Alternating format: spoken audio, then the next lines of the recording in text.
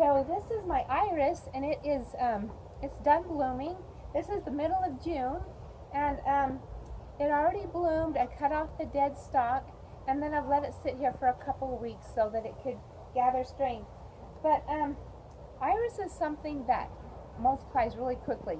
So it's one that I usually will divide probably every 2 to 3 years because the clump will get too big. If you leave it and just let it grow, it will get root bound and you won't get very good blooms. And so it's good to divide it, to dig it up and make the bunch smaller. So I'm going to do that. You just take it with your shovel, go down there.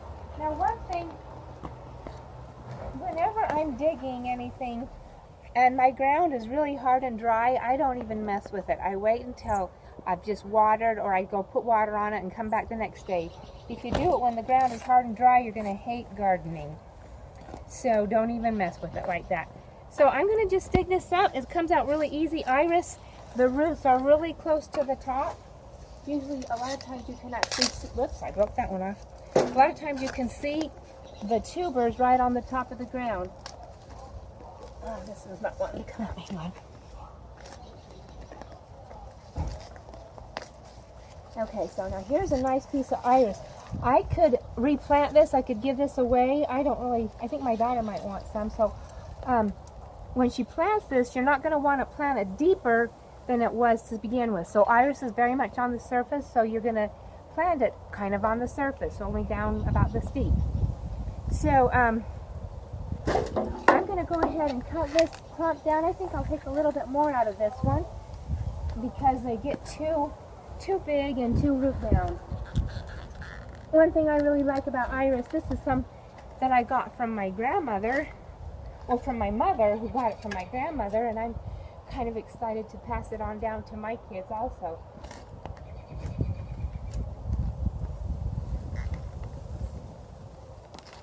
So I think I'm going to leave about that much.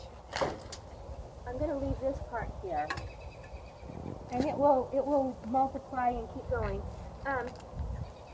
Now one other thing about iris, they have these really big, bold leaves, and sometimes in the summer they'll start getting this brown tip on them.